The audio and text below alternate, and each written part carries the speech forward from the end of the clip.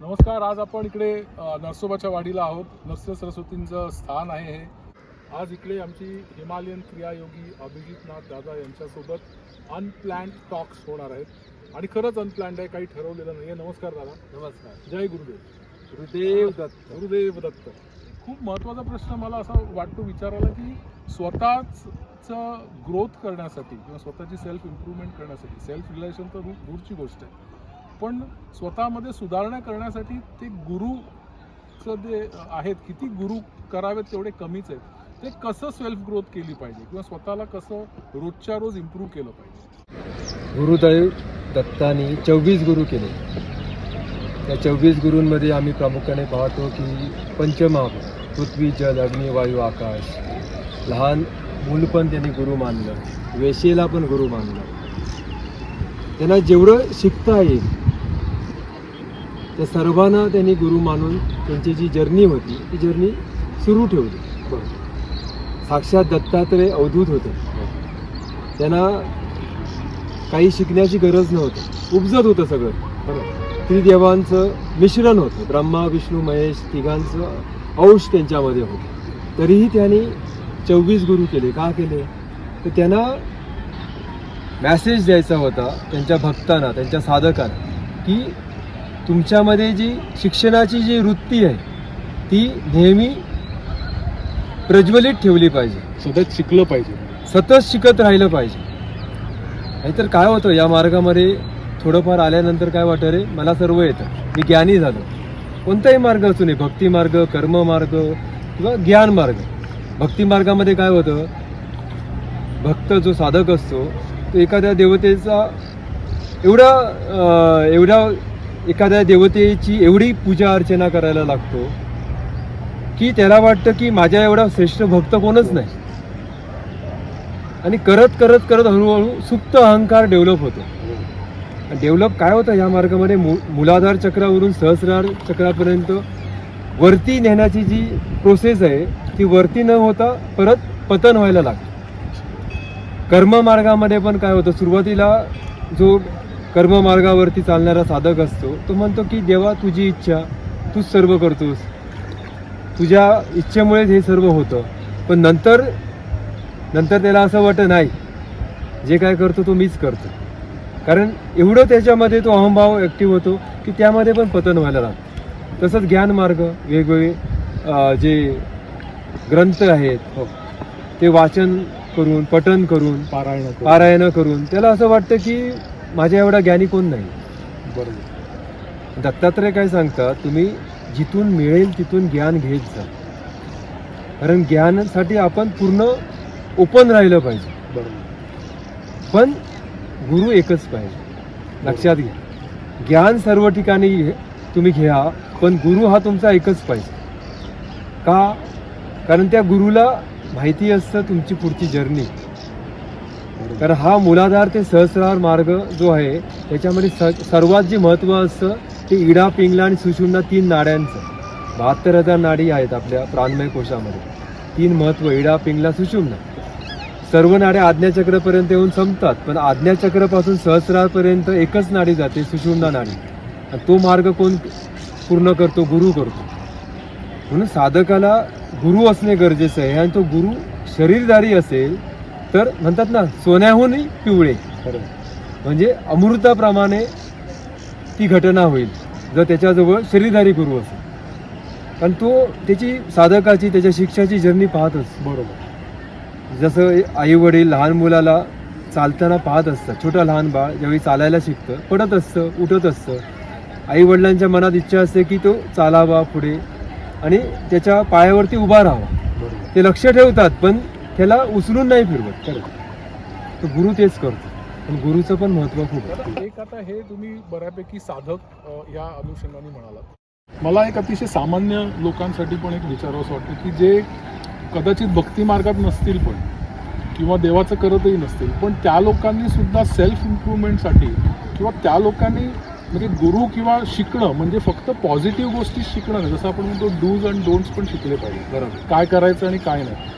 तर normal life जगताना पण हे कसं साध्य करू शकतो आपण? काय आहे, जीवनामध्ये अनुशासन खूप महत्त्वाचं आहे. पतंजलीने 8 मार्ग सांगितले, यम नियम आसन प्राणायाम प्रत्याहार धारणा ध्यान समाधी. बरोबर आहे.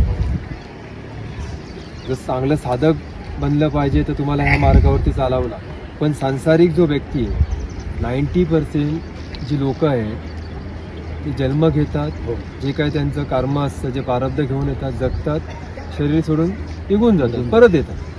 ते जाणं येणं चालत असतं. बिचाऱ्यांना माहितीच नसतं की सेल्फ रिअलायझेशन काय असतं, आत्मप्राप्तीच्या मार्गावरती कसं चालायचं असतं. पण जे 10% लोक आहेत ज्यांना माहिती आहे, जी मागच्या जन्मामध्ये ज्यांनी साधना केलेली आहे, या जन्मामध्ये आल्यानंतर त्यांच्या साधनेशी कनेक्शन झालेलं आहे, त्यांची जबाबदारी पण वाढत असते. पण साधक असो किंवा आम व्यक्ती असो, त्याला अनुशासन खूप महत्त्वाचं आहे. जोपर्यंत लाईफस्टाईल तुमची जी असेल ती लाईफस्टाईल प्रकृतीशी कनेक्टेड नाही राहिली तर त्यामध्ये तुम्हाला खूप प्रॉब्लेम्स क्रिएट होतात. शारीरिक होऊ शकतात, मानसिक होऊ शकतात, सर्व. तुम्हाला शरीर साथ नाही देणार. शरीर साथ नाही दिलं तर मग काय होतं, मन पण दूषित होतं, मनामध्ये विकार निर्माण होतात, निगेटिव्ह. आता तुम्ही पाहता की आत्महत्येचे प्रमाण वाढत चालले. बरोबर. एन्झायटी, डिप्रेशन, सायकोसोमॅटिक डिसऑर्डर, छोट्या मुलांपासून ते म्हाताऱ्या व्यक्तींपर्यंत सर्वांमध्ये बघायला भेटतात. डॉक्टरांजवळ तुम्ही गेलात तर सायकोसोमॅटिक डिसऑर्डरचे जे पेशंट असतात त्यांच्यात जास्त गर्दी असते आणि त्यामुळे बाकीचे विकार अट्रॅक्ट करतात. बरोबर. जोपर्यंत तुमची लाईफस्टाईल ठीक नाही, जीवनामध्ये अनुशासन नाही, तोपर्यंत काही उपयोग नाही. प्रत्येक सामान्य व्यक्तीने पण हे लक्षात घेतलं पाहिजे की सकाळी उठल्यापासून रात्री झोपेपर्यंत आपली जीवनशैली काय असावी आणि सकारात्मक विचारसरणीचा आपल्यावरती काय प्रभाव पडतो, किंवा आपल्या आजूबाजूची जी लोकं आहेत त्यांना, जर ती निगेटिव्ह लोकं असतील तर त्यांना कसं बाजूला करायचं आणि सकारात्मक लोकांबरोबर आपण कसं कनेक्ट व्हायचं. हे सिम्पल थॉट असतात किंवा लाईफस्टाईल असते, ती जगण्याचा प्रयत्न केला पाहिजे. अच्छा. पण मग दादा, सामान्य माणसाचं अजून एक होतं ना की ते स्वतःच्या बाबतीत जसं होतं की आपण केलं आणि त्याला जर यश आलं तर ते मी केलं म्हणून प्रामुख्याने म्हणत असतात. पण एखादी गोष्ट त्या बाबतीत नाही झाली किंवा मनाविरुद्ध झाली तर दरवेळेला तो ब्लेम दुसरीकडे शोधतात की ह्या कारणामुळे नाही झाली किंवा. तर त्याचं काय वाटतं, म्हणजे ते किती योग्य आहे किंवा त्यात कसा बदल झाला पाहिजे लोकांमध्ये? सामान्य माणसाचं सोडा हो, जे साधना मार्गामध्ये आहे त्यांचा पण हाच प्रॉब्लेम आहे. तुम्हाला माहिती आहे, मी तुम्हाला एक छोटीशी गोष्ट सांगतो. एक आश्रम होतं, गुरु होते, त्यांचे अनेक शिष्य होते. एक शिष्य होता, तो खूप स्वतःला शहाणा समजायचा, मीच मोठा साधक, बाकीच्यांना थोडा तुच्छ लेखायचा. सर्व साधकांना वाटायचं की गुरुदेव ह्याला का नाही बोलत. गुरुदेवांजवळ ते कंप्लेंट पण करायचे की तुम्ही समजावा ह्याला. पण त्या साधकाला वाटायचं की मला तर सर्वच येतं, गुरु मला काय सांगणार. म्हणजे असा अहंभाव त्यांचा गुरुप्रती पण निर्माण झालेला. तर ते गुरुला वाटतं की आता माझंच पोरगं आहे, ह्याला समज दिली पाहिजे. तो जो साधक होता शिवभक्त होता. तर ते विचार त्याला घेऊन बोलवतात सर्वांसमोर, सर्व बाकीचे साधक पण बसलेले असतात की बेटा तुला सर्वात प्रिय देवता कोण. गुरुला माहितीच असतं, तो आता भगवान शिव. तर आता भगवान शिवांच्या गळ्यात काय असतं, बोलतात सर्प असतो, नाग असतो. बरोबर. तर बेटा मला हे सांग की समजा भगवान शिवानी नागाला गळ्यातून काढून बाहेर टाकलं तर त्याने काय त्यांना फरक पडणार आहे का. तर तो साधक सांगतो ते तर महादेव आहे, त्यांना काय फरक पडणार आहे. तर मला हे सांगते नागाला काय फरक पडणार आहे का. तो विचारात पडतो की गुरुदेव तुम्ही असं का विचारता.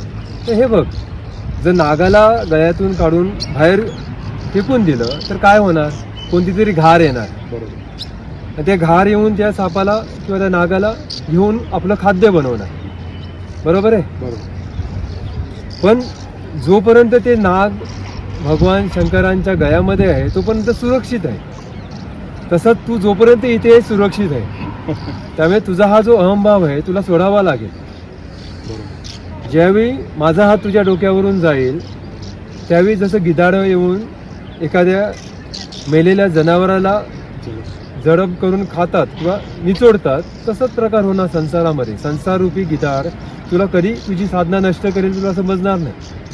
त्यामुळे तुला जर ह्या मार्गामध्ये पुढे जायचं असेल तर सुरुवातीला तुझ्या आतील जो सुप्त अहंकार आहे की स्वतःला शहाणं समजलं ते सोडावं लागेल, सरेंडर व्हावं लागेल. आणि साधकांमध्ये पण ही स्थिती असते.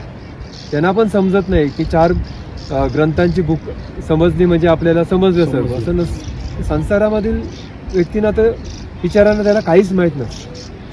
त्यामुळे त्याला कोणीतरी ॲप्रिशिएट केलं पाहिजे, तारीफ केली पाहिजे अशी इच्छा होत असते. बरोबर. त्यांची चुकी नसते, पण त्या जर्नीमध्ये पण ते सतसत विवेक बुद्धीशी जर जोडले गेले किंवा त्याच्याची नाळ आपली जोडली ठेवण्यासाठी त्यांची जी नाळ असते ती नाळ सतसत विवेक बुद्धीशी कनेक्ट राहिली तर त्यांचा पण पुढचा जो भविष्याचा जो भाग आहे किंवा जर्नी आहे ती नक्कीच चांगली असते.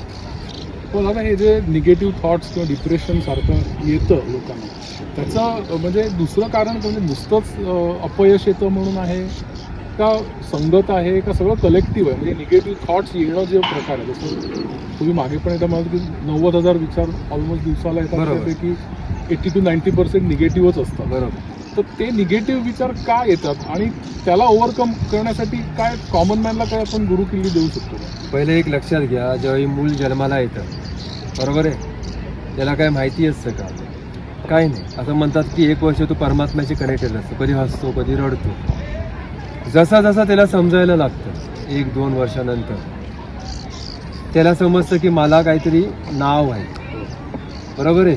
नंतर थोडा मोठा झाल्यावरती त्याला कळतं की मला काहीतरी परिवार आहे, त्या परिवार आहे, धर्म आहे, तो हिंदू असेल, मुस्लिम असेल, ख्रिश्चन असेल, जैन असेल, बौद्ध असेल, बरोबर आहे. नंतर काय जसा जसा मोठा होत जातो तिच्या आजूबाजूची लोक त्याला शिकवतात तू या धर्माचा आहे, तुला पुढे जाऊन हे केलं पाहिजे तरच तू सक्सेस होणार जीवनात. मग ही धारणा घेऊन ते मूल मोठं होतं. बरोबर. आणि मोठं झाल्यानंतर त्याच्या लक्षात येतं की जर मी ह्याच्यामध्ये सक्सेस नाही झालो तर माझा काहीच उपयोग नाही. एक प्रकारे आतून डिप्रेशन निर्माण व्हायला लागतं. आपली जी सामाजिक जडणघडण आहे ना तीच कुठेतरी बदलणं गरजेचं आहे. म्हणजे तुम्ही जसं म्हणालात हे संस्कार मूल जन्माला आल्यापासून जर आपण होतं. करायला गेलो हा बदल, हा. तर तो खूप लॉंग लास्टिंग असेल. मोठं झाल्यानंतर एवढं पक्क होतं, जसं बोलला कॉन्शियस, सबकॉन्शियस, अनकॉन्शियस आणि सुपर कॉन्शियस. जी घटना सुपर कॉन्शियसमध्ये जाते ती घटना खरी वाटायला लागते.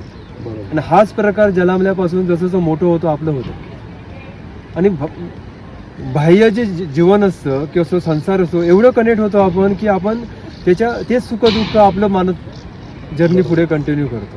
त्यामुळे कोण येतं तारीफ करतो, खुश होतो, कोण येतं शिव्या देतो, आपण दुःखी होतो. आता एक प्रकारे आपली चावी आपण दुसऱ्यांना देतो. त्यामुळे सर्व प्रकार जो आहे ना तो होत चालला.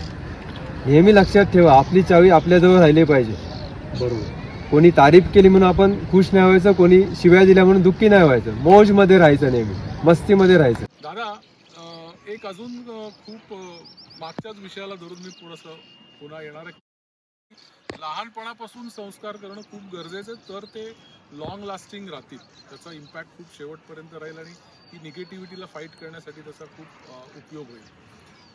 ह्याच्यामध्ये दादा खूप अजून महत्त्वाची गोष्ट आहे की हे संस्कार करताना त्यांना जो कुठला धर्म असेल, आपण धर्म नको म्हणूया, पण एक देवाबरोबरचं किंवा एक त्या डिवाइन पॉवर बरोबरचं कनेक्शन एक वेगळ्या प्रकारे काही शिकवू शकतो का? म्हणजे धर्माची झालर न देता काही प्रकारे आपण त्याच्यामध्ये त्यांच्यावर ते संस्कार करता येतील का? मानणं खूप टफ असू शकेल, पण त्याच्यासाठी काही करू शकतो का? पहिले एक लक्षात घ्या, आत्मा परमात्मा एक आहे. आपण ऐकतो, वाचतो, आपले मोठे जे साधू संत जे होऊन गेले सर्व जे काही जाती असतील त्यांचे जे काही अधिकारी व्यक्ती आहेत सर्वांनी सांगितले. पण आपण मानतो का ही गोष्ट? नाही. का नाही म्हणत? सर्व ठिकाणी अहंकार येतो. बरोबर. एकदा काय झालं, आदिशंकराचार्य काशीमध्ये आपल्या साधकांबरोबर भ्रमण करत होते. करता करता करता करता त्यांच्यामध्ये एक जल्लाद येतो. जल्लाद येतो की शंकराचार्य जल्लादाला म्हणतात की माझ्या रस्त्यामधून बाहेर जा, बाजूला उभा राहा. तो जल्लाद काय विचारतो, शरीर बाजूला होऊ दे की मी बाजूला होऊ दे. ते शंकराचार्य बघत राहतात, हा असा काय विचारतो. तो तर जल्लाद म्हणतो, शरीर तर पंचमहाभूताने बनले, ते करायचं आहे बाजूला की जे मी आहे, जो आत्मा आहे तोच परमात्मा आहे, जो माझ्यात आहे जो तुझ्यात आहे, त्याला बाजूला करायचं. तर शंकराचार्य समजतात की ही काही वेगळी गोष्ट आहे. शंकराचार्य मोठे साधक होते,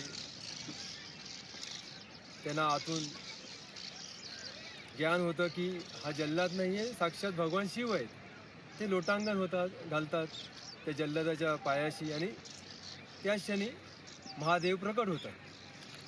तर आपल्या जे साधू संत होऊन गेले त्यांनी पण आपल्याला शिकवण्याचा प्रयत्न केला की आत्मा परमात्मा एक आहे. शरीर हे मातीमध्ये म्हणजे पंचमहाभूत जे आहे, पृथ्वी जल अग्नी वायू आकाश याने बनले. प्रत्येकाच्या धर्मानुसार जाळलं जातं, गाडलं जातं, पंचमहाभूतात नष्ट होतं, विलीन होतं. तरी पण आपण त्या शरीराला एवढं स्थान देतो आणि एक दुसऱ्याशी भांडत राहतो, वैर निर्माण करतो. काहीच गरज नाही आहे. आपण आलो आहे काय, सेल्फ रिअलायझेशनसाठी, व्यायाम मैं कोण हूँ, मी कोण आहे हे जाणण्यासाठी. बरोबर. आणि ह्या संसार रूपी महाजालात एवढं अडकतो की जे मेन कार्य आहे ते विसरून जातो. त्यामुळे मेन जे कार्य आहे ज्याच्यासाठी आपण शरीर धारण केलं ते नेहमी लक्षात ठेवणं गरजेचं आहे. आणि ते कधी लक्षात राहणार, ज्यावेळी आपली सत्सद विवेक बुद्धी जागृत राहणार. त्याच्यासाठी साधना पाहिजे, ध्यान पाहिजे, त्या परमतत्वाशी आपली नाळ जोडली गेली पाहिजे. तुम्ही संसारातली सर्व गोष्टी करा, जो रोल दिलाय तो करा, पण रोल करताना बॅक ऑफ माइंड हे सर्व देवा तू करतोस, मी फक्त बघणार आहे, साक्षी भाव. आणि ईश्वर परिधान, जो किया तुझे अर्पण. ज्यावेळी हा भाव ठेवतो ते वाईट काही घडतच नाही. आपल्या मनामध्ये वाईट विचार पण नाही ना. तुम्हाला माहिती आहे का, आपण ज्यावेळी घरी नैवेद्य भोग दाखवतो, देवाला नैवेद्य बनवतो, तो नैवेद्य बनवताना जो बनवणारी जी व्यक्ती असते मनात त्या देवाचं नामस्मरण चालू असते, किती स्वादिष्ट बनतो. अगदी खरं. का तर ते देवासाठी बनतं. पण बाकीच्या वेळी बदलत राहतं ते. भाव बदलला, त्या अन्नावरचे संस्कार चेंज झाले. आपल्याला नेहमी त्या परमतत्वाशी जोडलं गेलं पाहिजे, मग काय जीवन आनंदीच आनंद आहे. त्या परमतत्वाशी कनेक्ट करण्यासाठी दादा तुम्ही काहीतरी ब्रीदिंगचा एक बोलला होता, त्याचं एकदा पुन्हा सांगा ना, श्वासाचा आणि भगवंताशी कनेक्ट होण्यासाठीचा. माझा हा जो जन्म आहे ना, महाअवतार बाबाजीला अर्पण आहे. महाअवतार बाबाजी म्हणजे दत्तात्रय, एकमुखी दत्तांचं जे स्वरूप आहे तेच महाअवतार बाबाजी, तेच शिवगोरक्ष बाबाजी, कोणी वेगळं नाही आहे. आणि क्रियायोगमध्ये श्वास खूप महत्त्वाचा आहे. तुम्हाला माहिती आहे, आपण एका मिनिटाला 15 ते 18 श्वास घेतो. एक नॉर्मल व्यक्ती, एन्झायटी असेल, डिप्रेशन असेल, तो 30 ते 40 श्वास घेतो, ते पण बरोबर. पूर्ण श्वास माहितीच नाही आहे कोणाला. लहान बाळ बघा, श्वास घेताना पोट वरती येतं, त्याचं श्वास सोडताना पोट आतमध्ये जातं, त्याला माहीत पण नसतं श्वास कसा घ्यायचा. पण जसजसं ते बाळ मोठं होतं, बाहेर जीवनामध्ये एवढं अडकलं जातं की श्वासच म्हणजे ज्याच्याशी आपण कनेक्ट आहोत तेच विसरून जातं. म्हणून सुरुवातीला आपल्याला पूर्ण श्वास घेतला गेला पाहिजे. कारण पर डे म्हणजे 24 तासामध्ये जे आपण 70, 80, 90 हजार विचार आपल्या मनात येतात, जसं मगाशी तुम्ही आठवण केली मला, त्यातले 90% निगेटिव्ह, कारण आजूबाजूला नकारात्मक ऊर्जाचा प्रभाव जास्त आहे, त्याच्यामुळे ते नकारात्मक विचार येत असतात. पण जसा जसा आपण श्वास गती कमी करतो, समजा प्रत्येक मिनिटाला तुम्ही 5 श्वास घेतले, क्रियायोगामध्ये तर प्रत्येक मिनिटाला 1 श्वास तुमचा घेतला जातो. पुढे प्रॅक्टिसने 2 मिनिटाला 1 श्वास, 5 मिनिटाला 1 श्वास, आणि काहीच वाटत नाही. तर एवढं जसं श्वास कमी, मनातले विचार कमी, मन स्थिर करायचं असेल तर तुमचा प्राण स्थिर झाला पाहिजे. प्राण स्थिर झाल्यानंतरच तुमचा ध्यानामध्ये प्रवेश होणार. कारण प्रत्यारा धारणा जी आहेत, प्रत्यारा म्हणजे बहिर इंद्रिय जी आहेत, ती बहिर इंद्रिय अंतर्मुख व्हायला लागतात. प्रत्यारामध्ये, धारणामध्ये एका जागी स्थिर होतात. आणि ध्यानमध्ये आपण त्या परमतत्वाशी जोडले जातो, मग समाधी घटित होते. ही सर्व जर्नी आहे. ही जर्नी करायला डोळे बंद करायची गरज नाही आहे. बरोबर. आपला जो रोल आहे तो करत करत ही जर्नी करायची. खूप छान आहे. म्हणजे रेग्युलर रुटीन काम करता करता हे साध्य होऊ प्रत्येक क्षण 24/7 तुम्ही ध्यानात पाहिजे. ध्यानात म्हणजे अवेअरनेस, होशमध्ये पाहिजे. त्याच वेळी आम्हाला त्या परमात्म्याशी जोडलेलो आणि परमात्मा कणाकणामध्ये आहे. कुठे त्याला शोधण्याची गरज नाही. तो तुमच्या आतमध्ये पण आहे, तुमच्या आजूबाजूच्या प्रत्येक वस्तूमध्ये, प्रत्येक व्यक्तीमध्ये आहे. सजीव निर्जीव काही नाही आहे. ज्याने सजीव वस्तू बनवलं त्यानेच निर्जीव बनवलं. खरं. त्यामुळे निर्जीव वस्तूमध्ये पण त्याचं अंश आहे. दादा मगाशी तुम्ही नैवेद्याचं म्हणालात, नैवेद्य त्याचा एक दुसरा मला तेव्हा एक असाच प्रश्न सुचला.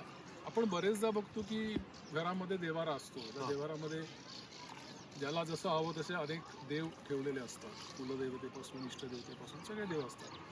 पण ह्याच्यात एक खूप कधी कधी असं होतं ना की कोणीतरी तुम्हाला भेटवस्तू देतं. कधी चांदीचा गणपती देईल, कधी स्वामींची मूर्ती देईल किंवा असं काही भेटवस्तू आली आहे ती त्यांनी घेतली नाही आहे, किंवा कोणीतरी तुम्हाला एखादी मूर्ती देतं आणि ती आपण देवाऱ्यात ठेवून पूजू लागतो.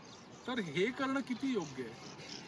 कोणतीही वस्तू देवारात ठेवताना हे बघा, गणपती आपण गणेश चतुर्थी महाराष्ट्रामध्ये सर्वात जास्त उत्सव जो असतो साजरा केला जातो. बरोबर. गणपतीच्या शाळा असतात, या ठिकाणी गणपतीची मूर्ती बनवली जाते.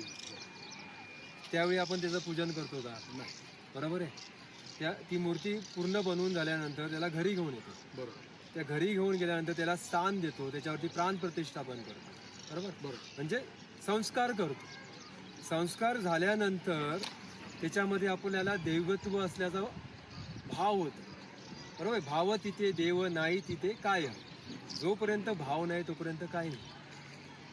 त्यामुळे तो संस्कार होणे गरजेचे आहे. जर कोणी भेटवस्तू स्वरूप देवाच्या मूर्त्या देत असतील, कोणत्या गोष्टी देत, तर सुरुवातीला त्याला 24 तास मिठाच्या पाण्यामध्ये ठेवलं पाहिजे. सेंदव मीठ, बघा जाडं मीठ. नंतर 24 तास गुलाबजलामध्ये ठेवलं पाहिजे. नंतर स्वच्छ पाण्यामध्ये या मूर्तीला धुतलं पाहिजे, स्वच्छ कपड्याने पुसून ती सुकवली पाहिजे. त्यानंतर जी मूर्ती असेल, समजा भगवान शिवाची मूर्ती असेल तर ओम नमः शिवाय पंचाक्षर मंत्र आहे.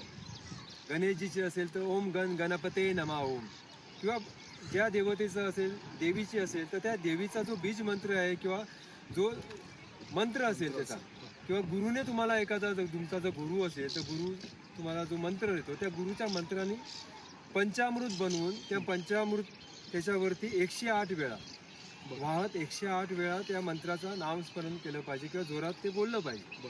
ते झाल्यानंतर परत गुलाबजलामध्ये त्या मूर्तीला स्वच्छ धुवून नंतरच त्या मूर्तीला त्या मंदिरामध्ये ठेवून स्थापना केली पाहिजे. आणि विधिवत जे आपण हळद कुंकू वाहतो, फुल वाहतो किंवा चंदन लावतो, नंतर मग त्याच्यामध्ये ते देवत्व प्रकट व्हायला लागतं. ही प्रोसेस खूप महत्वाची.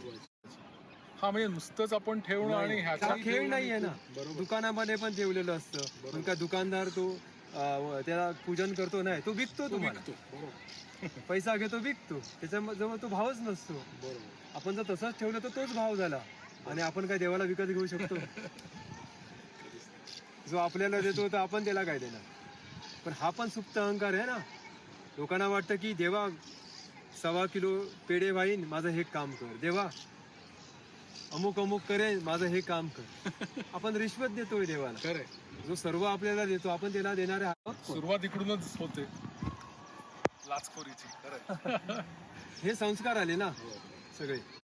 आणि एक दादा एक रिलेटेड प्रश्न असाच आहे की देव तर आपण खूप औषधी देवाऱ्यामध्ये मानतो, पण कालांतराने म्हणा किंवा त्याची देवपूजा रोज नाही होऊ शकत. अशा वेळेला काय वाटतं तुम्हाला, काय असलं पाहिजे? खूप छान प्रश्न आहे. मानसपूजा सर्वात श्रेष्ठ आहे. कारण मानसपूजा करताना आपण आपल्या भाव जो असतो आतून, त्या भावाने त्या देवतत्वाशी कनेक्ट होतो. आपण समोर राहून देवपूजा करतो, ओम नमः शिवाय, अरे ते झालं का, ओम नमः शिवाय, अरे जेवण झालं का, ओम नमः शिवाय, ओम नमः शिवाय, अरे मला आता ऑफिसला लवकर जायचंय. हे सगळ्या गोष्टी मनात येत असतात. मग काय पूजेचा उपयोग? त्यापेक्षा डोळे मिटा, शांत बसा आणि अंतर्मन जे असतं आपलं, ते अंतर्मन ज्यावेळी त्या तत्वाशी कनेक्ट होतं ना, ती श्रेष्ठ पूजा आहे. बरोबर. त्यावेळी श्वास स्थिर होतो, मन स्थिर होतो आणि आपण त्या तत्वाशी कनेक्ट होतो. म्हणजे हे बघा, आपण त्या परमात्म्याची मुलं आहोत. बरोबर आहे. परमात्मा आपल्यावरती कशाला रागवणार? त्यानेच आपल्याला बनवलंय सगळं. आपण उगाच भीती घेऊन हे बघ, भीतीपोटी ब्रह्म राक्षस. बरोबर. जिथे भीती आले मनरूपी पिशाच तुमच्या मागे लागणार. बिंदास राहायचं. गंगोत्रीला गंगा व्हायला सुरुवात होते, वाहत वाहत समुद्रामध्ये येऊन मर्ज होते. बरोबर. ती जर कुठे थांबली असती तर डबकं बनलं असतं, बरोबर. नाला बनला असता, आपण त्याला श्रेष्ठ मानलं असतं? नाही, अजिबात. अजिबात नाही. जीवन पण असं वाहतं ठेवायचं, आनंदी राहायचं आणि वर्तमानात जगणं खूप महत्वाचं. खूप महत्त्वाचं दादांनी सांगितलंय. अनप्लॅन टॉक्सचा हा भाग आम्ही इथे थांबवतो. पुन्हा भेटूया लवकरच दादांसोबत. धन्यवाद. धन्यवाद दादा. धन्यवाद. थँक्यू.